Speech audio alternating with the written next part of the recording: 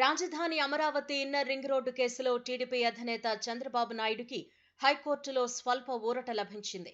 ఈ కేసులో చంద్రబాబుపై సిఐడి విజయవాడ ఏసీబీ కోర్టులో దాఖలు చేసిన పీటీ వారెంట్పై విచారణను ఈ నెల 16కు నిలిపివేసింది.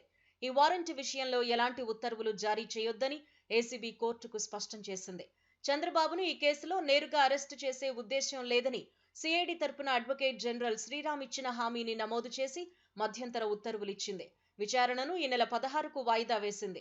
మరోవైపు అంగళ్లు కేసులో చంద్రబాబును గురువారం వరకు అరెస్టు చేయబోమని, సంబంధిత కోర్టులో పీటీ వారెంట్ దాఖలు చేయబోమని పోలీసుల తరపున అదనపు పీపీ దుష్యంత్ రెడ్డి హైకోర్టులో మెమో దాఖలు చేశారు. విచారణను గురువారానికి వాయిదా వేయాలని కోరారు. దీంతో న్యాయమూర్తి ఆ కేసులో చంద్రబాబుకు ముందస్తు బెయిల్ పిటిషన్పై విచారణను ఈ నెల 12కి వాయిదా వేశారు. హైకోర్టు న్యాయమూర్తి జస్టిస్ కె సురేష్ రెడ్డి బుధవారం ఈ మేరకు ఉత్తర్వులిచ్చారు. ఇన్నర్ రింగ్ రోడ్ అంగళ్లు ఘటనలో సిఐడి పోలీసులు నమోదు చేసిన కేసులలో ముందస్తు బెయిల్ మంజూరు చేయాలని కోరుతూ టీడీపీ అధినేత చంద్రబాబు హైకోర్టులో పిటిషన్లు దాఖలు చేసిన విషయం తెలిసిందే. విచారణకు సహకరించేందుకు సిద్ధం. బుధవారం జరిగిన విచారణలో చంద్రబాబు తరపున సీనియర్ న్యాయవాదులు సిద్ధార్థ లూథ్రా, దమ్మాలపాటి శ్రీనివాస్ వాదనలు వినిపించారు. రింగ్ రోడ్ కేసు 2022 మేలో నమోదైంది. ఇప్పటి వరకు పిటిషనర్కు నోటీస్ ఇవ్వలేదు, విచారణకు పిలవలేదు. స్కిల్ డెవలప్మెంట్ కేసులో చంద్రబాబుకు జ్యుడిషియల్ రిమాండ్ విధించాక రింగ్ రోడ్ కేసు విషయమై ఏసీబీ కోర్టులో సిఐడి పీటీ వారెంట్ దాఖలు చేసింది. ఆ వారెంట్ పెండింగ్ లో ఉండగానే పిటిషనర్ను అరెస్టు చేస్తారనే ఆందోళన ఉంది. ఒకవేళ పీటీ వారెంట్ ను ఏసీబీ కోర్టు అనుమతిస్తే ప్రస్తుతం దాఖలు చేసిన ముందస్తు బెయిల్ పిటిషన్ నిరర్ధకమవుతుంది. డీమ్డ్ కస్టడీగా పరిగణించలేమని హైకోర్టు పేర్కొన్న కారణంగానే ముందస్తు బెయిల్ పిటిషన్ దాఖలు చేశాం. చంద్రబాబు విచారణకు సహకరించేందుకు సిద్ధంగా ఉన్నారు.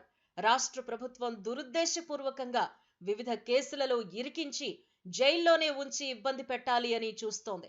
పిటిషనర్ వ్యక్తిగత స్వేచ్ఛకు భంగం కలగకుండా రక్షణ కల్పించాల్సిన బాధ్యత న్యాయస్థానంపై ఉంది. ఈ విషయంలో ప్రాసిక్యూషన్, సిఐడి దయాదాక్షిణ్యాలపై ఆధారపడాల్సిన అవసరం పిటిషనర్కు లేదు. న్యాయస్థానం ముందస్తు బెయిల్పై మధ్యంతర ఉత్తర్వులు జారీ చేసే ముందు ప్రాసిక్యూషన్ వాదన వినాల్సిన అవసరం లేదు. వ్యవస్థలను రాష్ట్ర ప్రభుత్వం అపహాస్యం చేస్తోంది. ఈ అంశాల్ని పరిగణలోకి తీసుకుని పిటిషనర్కు అరెస్టు నుంచి రక్షణ కల్పిస్తూ తాత్కాలిక మధ్యంతర ఉత్తర్వులు ఇవ్వండి అని కోరారు. సిఐడి తరపున ఏజీ శ్రీరామ్, ప్రత్యేక పీపీ వివేకానంద వాదనలు వినిపించారు. గతంలో దాఖలు చేసిన బెయిల్ పిటిషన్లో కౌంటర్ వేశాం.